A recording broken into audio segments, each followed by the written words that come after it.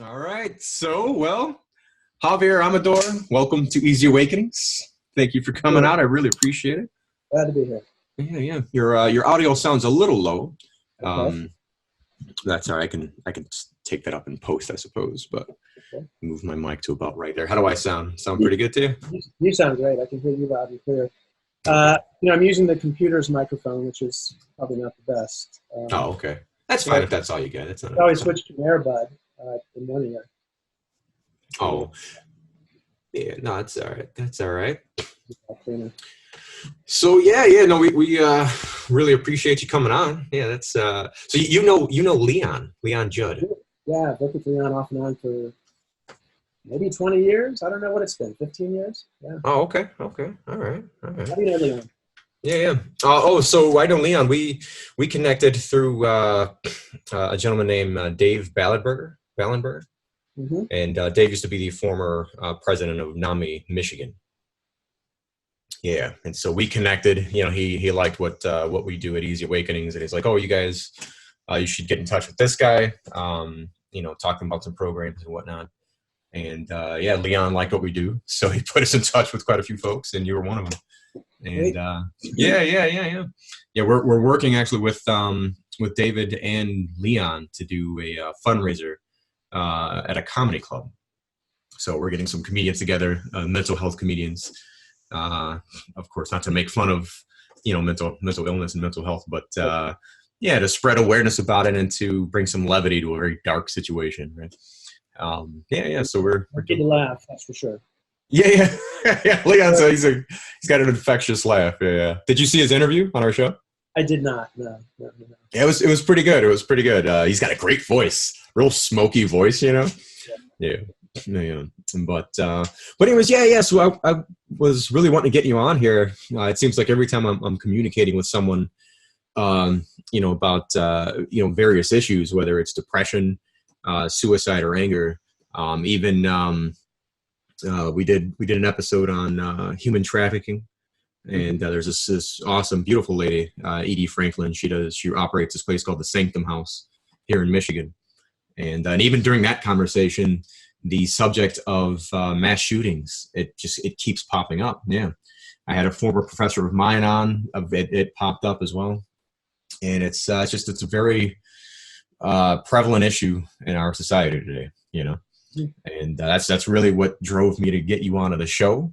And I know you're an expert in the field of discussing, not just the subject, but the mind. I want to dive into the mindset. And I know not everyone's the same.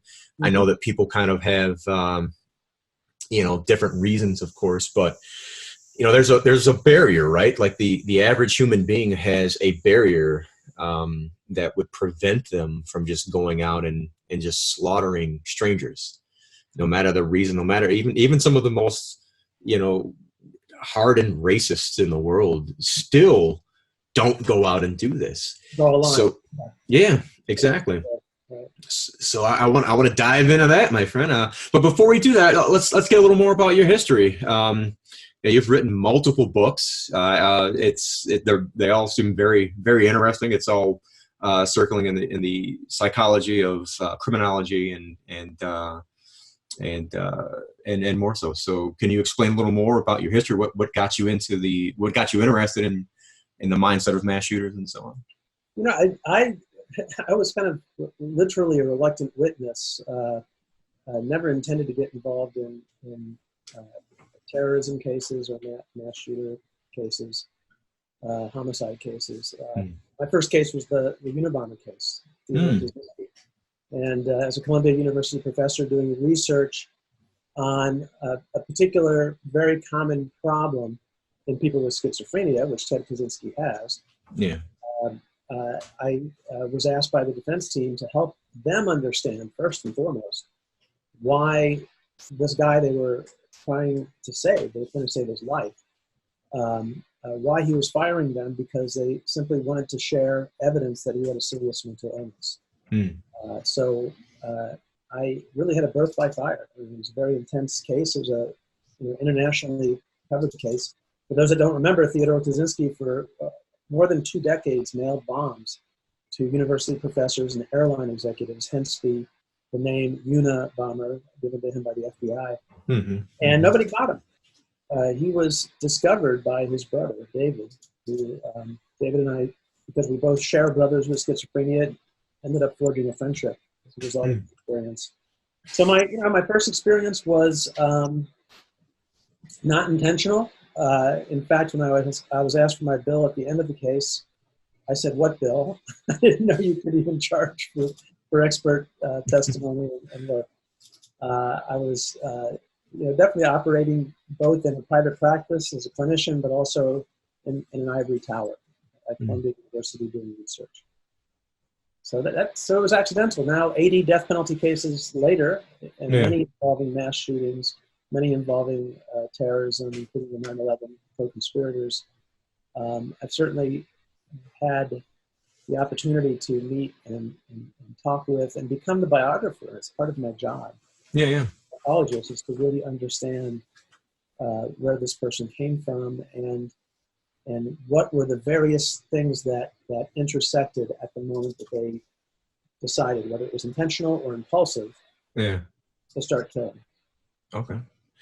So I guess let's go back a little bit. So you said, well, I guess one question pops into mind, and this is, this question is for, the film enthusiast inside of me.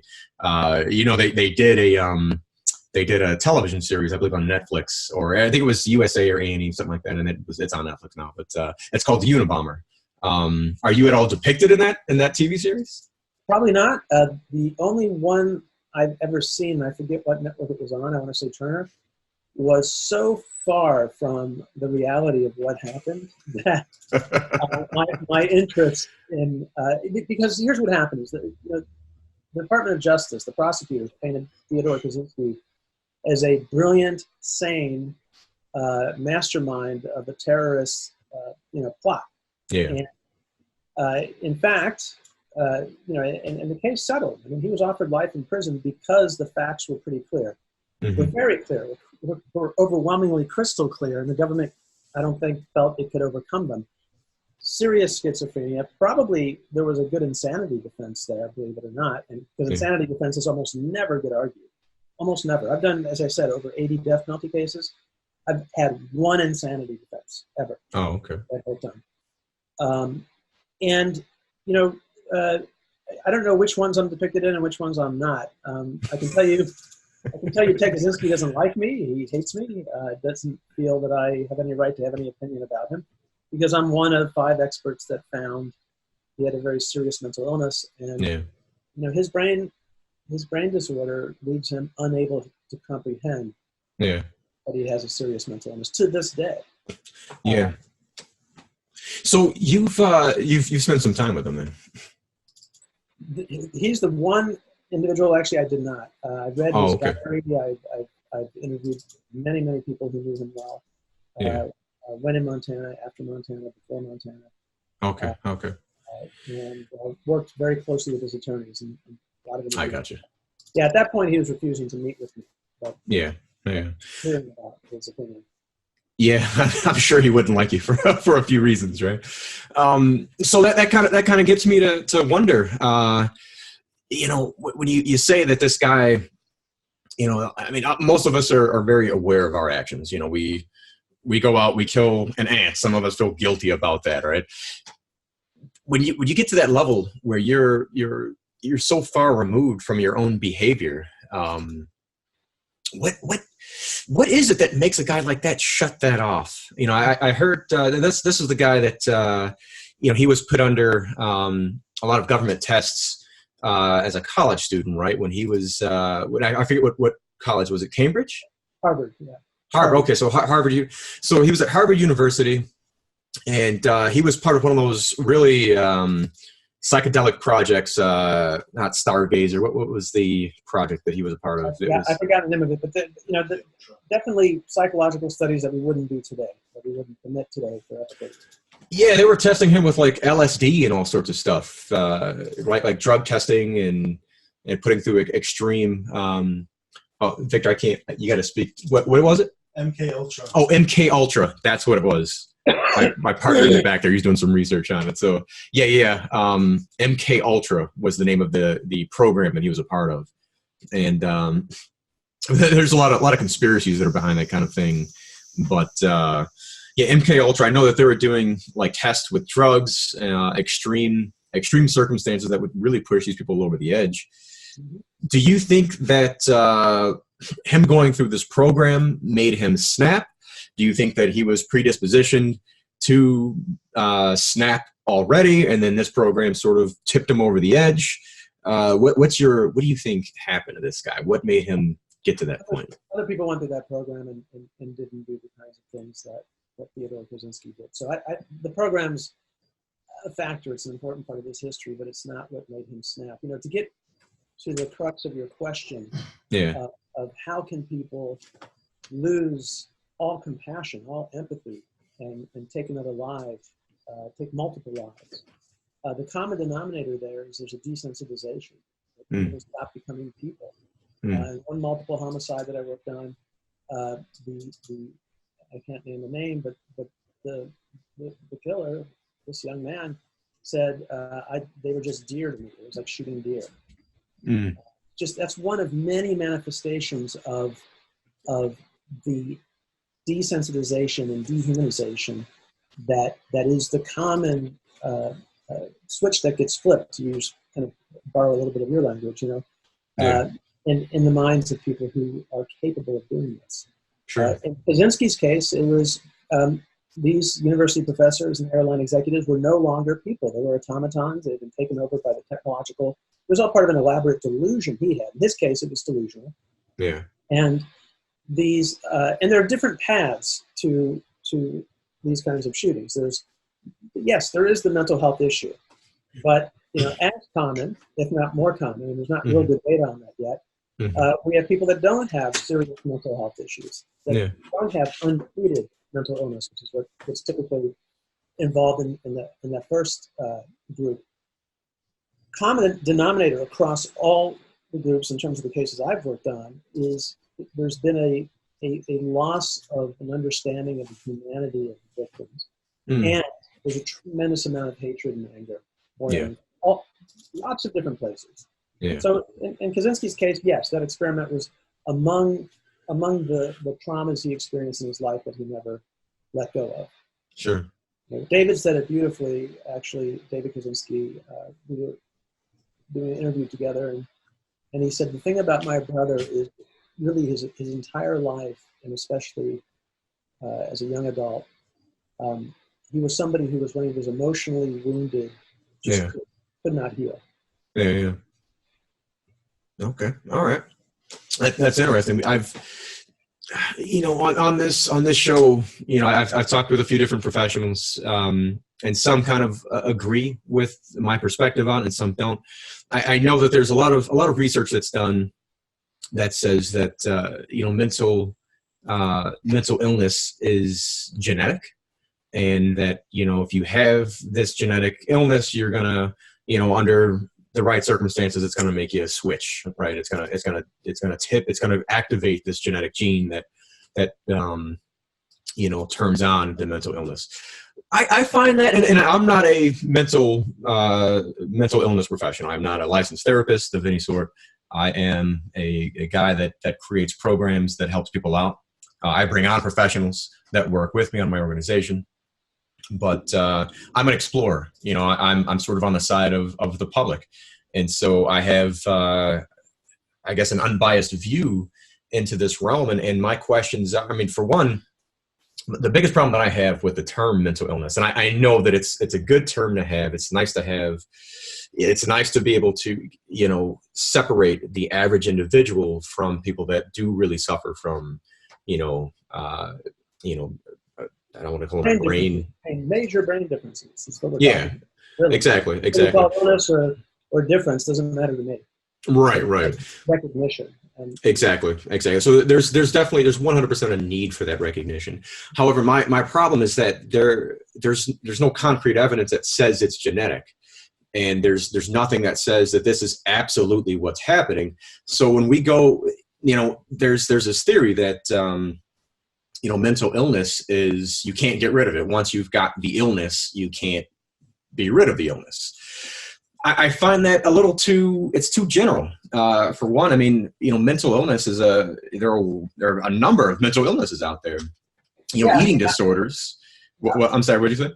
Well, in this particular book, the DSM, there's hundreds and hundreds of different mental illnesses. So exactly. We got to be more precise about what we're talking about. If we're talking about the major brain disorders, like the schizophrenia spectrum disorder, schizophrenia, schizoaffective bipolar disorder, right, I have to challenge you a bit, actually. Sure. Because in fact, in my view, we have ample, unequivocal evidence that there's a huge genetic component. The problem is, unlike Huntington's chorea, where you have a 50% chance of getting it, it's if one of your first-degree relatives had it. There's a Mendelian transmission of a neurobiological illness, like these brain disorders and psychiatric brain disorders. A lot of genetic disorders that have genetic contribution to them, aren't Mendelian. So you have the vulnerability that you're describing that gets triggered later in life. There's ample, unequivocal evidence. Twin studies looking at monozygotic twins that share the same genetic makeup, reared apart, and the importance rate of developing schizophrenia. That alone, and there's much more than that. There's many family studies and genetic family studies. Your risk increases. The twin studies are by far the most definitive. I mean, think about it. Identical twins raised separately, apart, and have a much higher rate of developing schizophrenia than because they had a genetic history of it. Right. So you're saying that the genetics it actually steers you towards a predisposition. Yes, it's not inevitable. It's a predisposition. Right. But if you don't have the known genetic predisposition towards it, you're still susceptible towards mental illness. Is that correct? Yes, you are. And those of us who do the research call it sporadic cases. Sure. Not a term, but it's non-familial schizophrenia, bipolar disorder, schizoaffective disorder. So you can either pathway exists. Okay. So and that makes sense to me. I don't argue the fact that or the observation anyways that people with a certain genetic makeup are more predispositioned towards this any number of illnesses that pop up. The issues that I come up with is that one, the average person is not they don't have the knowledge. They don't have even a fraction of the information that's available in the DSM-5. So some of these blanket statements like, you have this mental illness that's irreversible, you're sort of stuck with it. That I think that could be a little damaging if it's not fully explored and fully understood, particularly when, let's say, someone who's 20 years old is then diagnosed with a mental illness. And again, not all of them are the same. I think that if you have something as severe as schizophrenia, that's a little more intense, but some of the other mental illnesses that pop up, I don't know. I think that the blanket statement, you have a mental illness on its own, can become part of someone's identity, which can perhaps drive, someone into a position in life, or it can drive sort of the illness itself into becoming worse, or, what I mean? Like, I have friends, I have patients I work with, but I also have friends who say I'm bipolar, and I always ask them, and frankly challenge them. It's like, you're not bipolar. You're Jerry. Why do you say that? And right. People, and I have to respect anybody's right to call themselves whatever they want. Well, I personally don't like that. I'm schizophrenic, I'm bipolar. I mean, it makes no sense to me. Right. Even saying, I have schizophrenia. I mean, look, if you look at the research, and I speak with a lot of families, I speak with a lot of professionals, I speak with criminal justice professionals, I give talks and training seminars. Sure. And people don't like to hear the facts. The facts are that some people do recover completely and don't need medication. It's a minority. That's why, it doesn't get broadcast. It doesn't get the kind of attention that frankly it deserves. I've had the the privilege of working in a research setting where we, saw people off medications and saw some people, it's a minority, improve. And I'm talking about, people with schizophrenia, schizoaffective, and bipolar disorder, those disorders in particular. Yeah.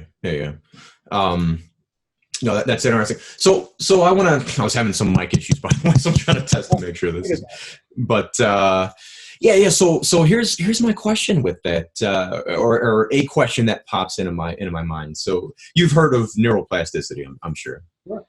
And that's, I think there are a lot of things that go into it. There are some various, champions of this field of study. There are, I'm forgetting a few names, but I know like David Limpton, and there's some others. People call, guys like, what is this?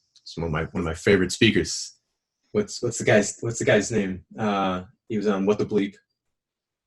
They're drawing a blank. What's that? Dispenza? Yeah, Joe Dispenza. Guys like this, and they take it to the more extreme side, right? They're talking about things they're not as much in the scientific realm, that you can't study some of the things that they're talking about.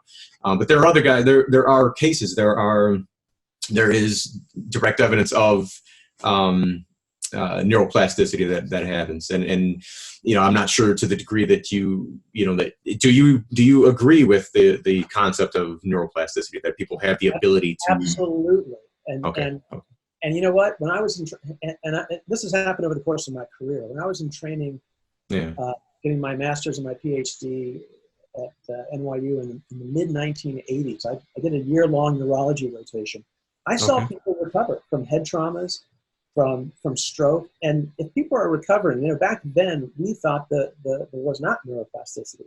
We thought that the brain was set in stone, and once you lost neurons, you lost neurons. Once you lost other structures in the brain, they were gone forever, and there was never any reconnecting, regrowth, etc. We know now all that is wrong. What I saw on the ground working with patients after head traumas, closed head injuries, after stroke, after tumors, it was recovery, was regaining, not everybody, but many, regaining functions. And one of the things I learned back then, way back in 1987, was that you need a lot more than 6 months of rehab to really make a difference in somebody's life and the ability of their brain to recover, to grow new dendrites, to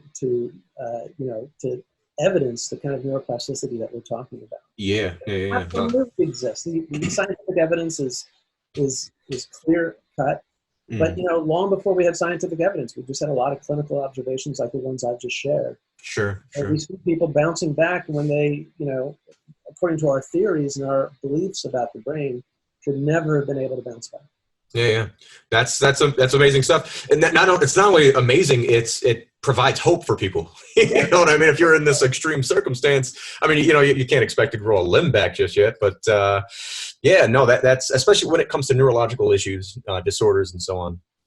I think that the brain is we're unable, we can detect sort of the response to brain activity, but we can't pinpoint, we can't find, there's no finding the mental illness. There's really only finding the response areas to what's happening in the brain. So I think that, what were we going to say? No, you're okay. You're good. Oh, okay. I thought I heard it.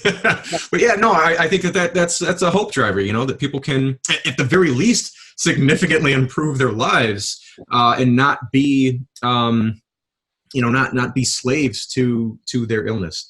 But that sort of drives me into my next question, which driving this back into the mass shooter arena. We've seen such an influx of mass shootings, and it's interesting. It's a societal thing. I see it as a societal, unleashing, the arena that we're now placed in. And I'm not going to ask you what your political affiliations are, but the arena that we're now placed in, it's definitely a more hostile environment where we seem to be split more so than we have in at least the past 70 years. And I think that this is, not just bringing about a lot of tensions, but giving people that would normally have that filter on, it gives them a bit of a platform, and they feel not just okay with going out. It's not like these are just disgruntled people. It almost seems as if they have a feeling as if they're backed. They're backed by a certain segment of society that wants them to kind of go out and do this. And that may be true, to be honest with you. But what? Look, when you look at what happened in El Paso, in the manifesto, you look at the other hate crime-oriented mass shootings, and then you look at the data from the Southern Poverty Law Center that's looking at the rise in hate crime. I can't blame President Trump for all of it, but he certainly is making the situation far worse than it would be had we a leader who was not promulgating hateful rhetoric that reduces. Remember what I said earlier in our discussion. Yeah. What's the thing that switches in the brain that allows somebody to shoot and kill another person, much less many people? Yeah. It's the dehumanization and the rhetoric that we are hearing, not only from President Trump but from people at his rallies, is definitely making the environment far more fertile for people who have prejudices, people who do already have anger and hatred, and it normalizes violence. One of his rallies, pretty famously, as far as I'm concerned, somebody shouted out, shoot him. And he made a joke about it. I mean, our president made a joke about that. And shoot them, meaning shoot the Latinos coming over the border. The infestation. I mean, I think most people who are familiar with this observation. And some people, when they hear someone like me talk about this, think this is overblown. This is not what's causing it. You know what? It's not what's causing it. It's making it easier. Right. Because there is a sense that, not that the president's got my back, but in a way he does. I would say he does, yeah. Well, he incites people to violence. He offered to pay the defense fees of one of his supporters when he was a candidate. He offered to pay publicly the defense fees. And what did the supporter do? Beat up a counter protester, somebody who wasn't working. Yeah, no, that's true. That's true. It's all these steps, right? It's these steps that have led to. You could see the momentum building from, like you said, his campaign on the trail, and then once he won, it was like, yeah, we're taking over. We're on our way. We're able to kind of unleash, and ever since he's been in office, to be very honest with you, he hasn't really stepped down from that. He sort of placates the audience to. He's amped it up. I mean, his use of the word invasion and infestation to describe families and human beings, Hispanic and other origin, but mostly Hispanic, rat-infested communities for African Americans. He's actively dehumanizing, whether that's his conscious intention or not. That is the result as somebody who has such a huge megaphone. He is actively dehumanizing. And in that environment, somebody prone to hate, somebody prone to violence, that red line that they would never have stepped over before suddenly becomes a faded red line. The one that I can't step over. Yeah. So so I actually just had a question pop up from a listener here. They want to know, Vic, let me see that question again. It's about the use of psychedelics to treat mental illness and mental disorders. Okay. So they want to know about the use of psychedelics to treat, and the usage of psychedelics to treat mental illness and mental disorders. I'm sorry to disappoint your listener, but I don't actually know that research, so I'm not going to comment on it. Okay. I don't know yet. Yeah. So we're not too sure about that. That's not his field of study. Respond to the listener. It's also very new. new. Yeah. Seriously looking at it. That's all. Okay, I got you. So let's take it back to these guys then. I've heard from multiple professionals that I guess I've seen some folks they almost seem to be they're the defenders of people with mental illness, and I can understand that. It's a very difficult place to be for someone that's suffering from, like we talked, like extreme schizophrenia. If you suffer from extreme depression, your brain is no longer capable of getting a hold of the disorder. You're sort of a slave to it, right? For whatever period of time. But a lot of the defenders of people with mental illness, I've heard, and again, they use these blanket statements to say that people that commit mass shootings do not have mental illness. We know that's not true. I believe the guy in Florida, he was known to have a mental illness that was untreated, and that it at least took some part, in his anger or him doing whatever he did. But I guess, again, I would, and I see I see mental health as a spectrum. I think there's too much convolution that occurs when it comes to mental health and mental illness. When people think of mental health, they immediately think of mental illness, right? Mm-hmm. Mm-hmm. Mental health is a spectrum. There are people with, positive, very healthy states of mental health, and then there's mental illness. That's the complete opposite end of the spectrum, where it devastates your life and it takes control of your thinking, and it might drive you to suicide, even, right? Or it might drive you to end yourself. But I would say that people who do commit these mass shootings, they have to be somewhere on the spectrum of towards mental illness. Would you agree to that, or what's your take? That every single person who does it would have to be somebody with a mental illness, or sure, mental health problem, mental illness, however we're going to, whatever term we're going to use. No, I don't think that's the case. Okay. I've seen that. I mean, look, I've only worked for the defense because I've never been asked by prosecution in these criminal cases. I've only ever been asked by the defense, and I think it was because of my making apparently a contribution to the resolution of the Unabomber case. Yeah. I was called by a prosecutor. I overheard him in a courtroom, called me a defense whore. My second case ever. I'm like, okay, I didn't even know. A defense whore. Okay. I didn't know what that meant, and I didn't know who I was servicing. Right. And I came into all this very naively, as a scientist, as a clinician, as a human being, trying to understand how someone could do something like this, and then providing information to the defense attorneys, typically during the second half of death penalty cases, where you're doing mitigation and you're explaining to the jury why you should exercise some mercy and not give this person the death penalty. So long story short, though, when I look at the cases that I've been able to look at, and the ones that I've been involved in, it's skewed. The ones that I've been involved in, I've been asked to get involved because I have expertise in mental illness, right? Mm-hmm. So, all but one of the 80 plus death penalty cases I've worked on involve people with serious mental illness. But that's not the population.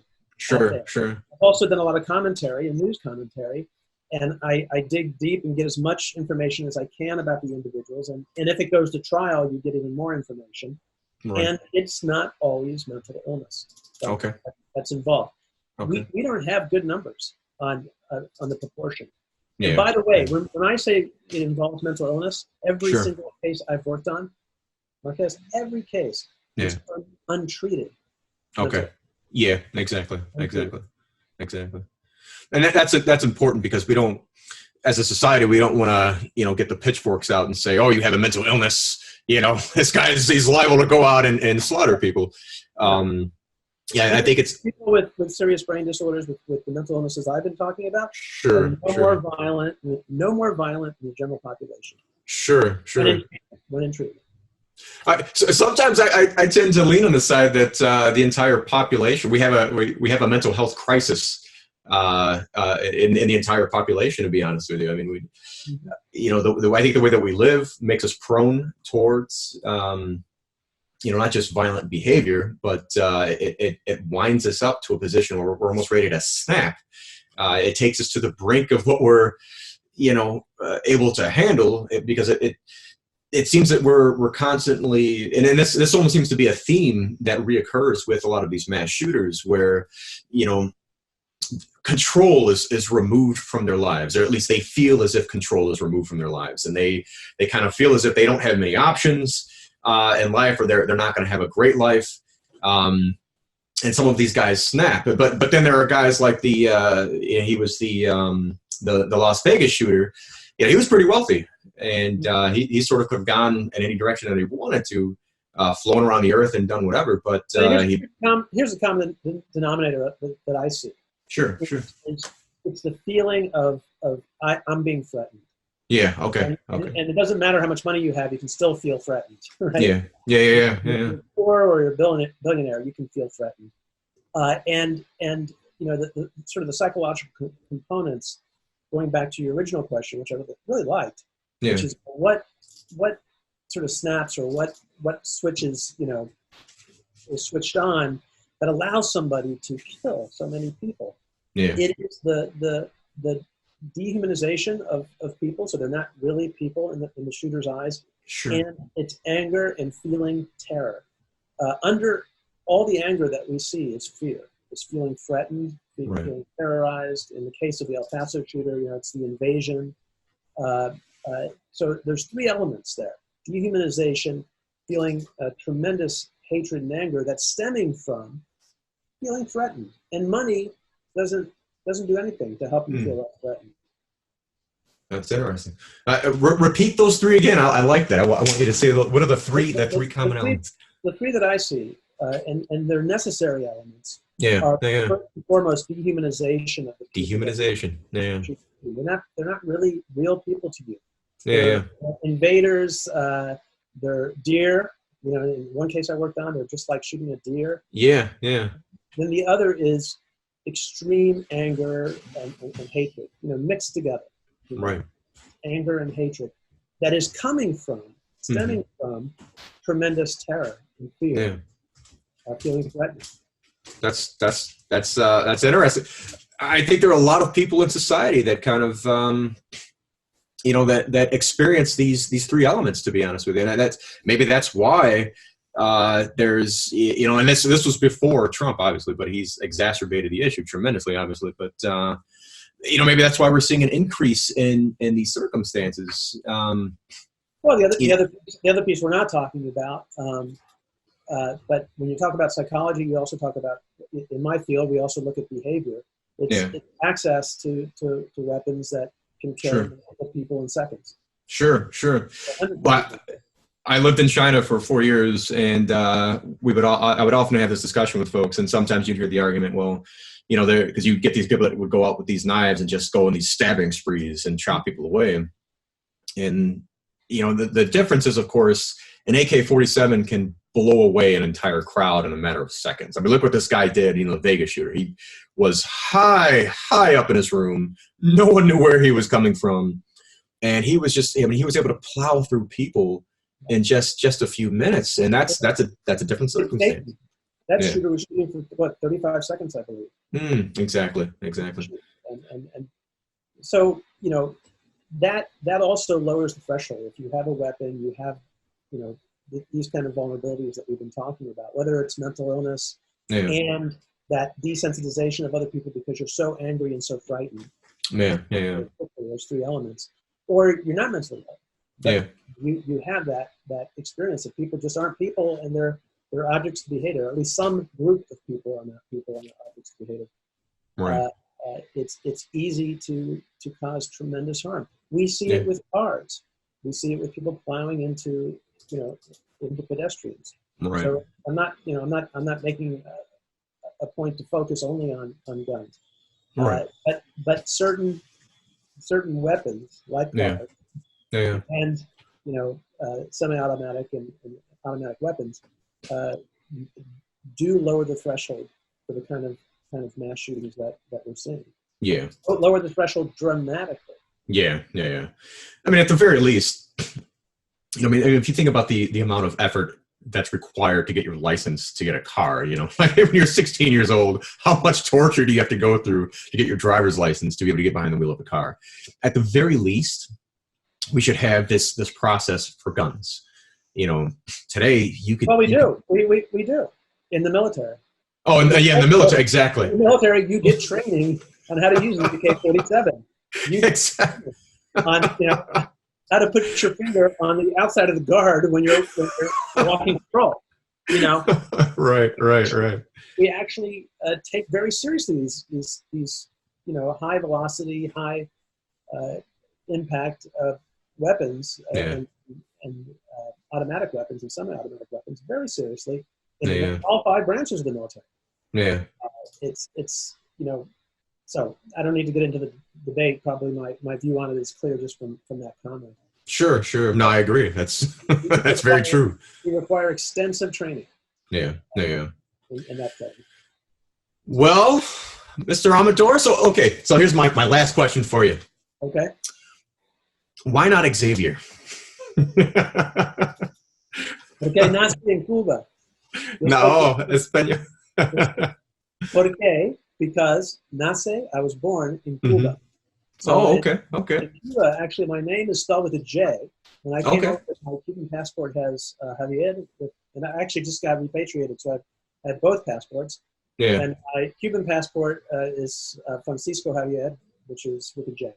But it got Americanized, so for many years, I grew up in Ohio, partly. I was Xavier. I was Xav. I was Big X. When I go to Michigan, Leon, who knows me well, still sometimes slips and calls me Xavier. He does. He still does. Xavier's, it's a pretty sweet name. Like, you've got that beautiful Javier, Xavier. It's awesome. I could go back to the J, but I really like the X. It's cool. No, and I'm a professor, so I get to be Professor Xavier. Professor X, exactly. Well, awesome. Really, really appreciate you coming on. This was a lot of fun. It was a blast having you on. Yeah. Is there any shout out? I want people to read your books, man. Where can people find your stuff? Where can they check you out? You can go to Vita Press or Vita Press, VIDA Press.com, and you'll see books there. And the nonprofit that I'm the CEO of, which does a lot of training and education on mental health, that's a really easy one also. That's LFRP.org. LFRP. I'm going to look that up. Foundation for Research to Practice. It's LFRP.org. In fact, we were in Michigan just last year to do a 3-day regional training up there. Okay. We address these issues, and we talk about violence, and we talk about a little bit about mass shootings in our training course. That's awesome. I don't know. I don't think I told you about this, but we're making a TV show. It's going to be called Mental Health Unplugged, and it's every episode will deal with different issues regarding mental health, and again, it's not just going to be mental illness. A lot of them will be. We want this to be about issues that people deal with on a daily basis. Things that people can relate to, and so violence will absolutely be one of the issues. I would love to get you and your organization on board with the episode. We've got some great sponsors coming on. We can either come down, maybe visit you out in New York and do an episode out there. But let's talk a little more about that, because it'd be great. It's going to be on Amazon Prime, by the way. So. Great. All right. And I saw Ego in Me. How'd you like it? Really good. Awesome. Really appreciate it. That was our first one. But what's it? It's funny. I was just thinking about mental health issues and psychology in general. One of my books is called "I'm Right, You're Wrong." Okay. Now what? Yeah. And it's really about how arguments can and should bring people closer together. Sure. Whether it's in your intimate life or business or elsewhere. And the LEAP Foundation for Research and Practice uses a lot of the tools in our trainings that come out of that particular book. Okay. All right. I'll have to check that one out. Yeah. Well, Javier, Xavier, again, it's been real awesome. Really appreciate you coming out. Thank you guys for watching. We'll talk to you soon. All right.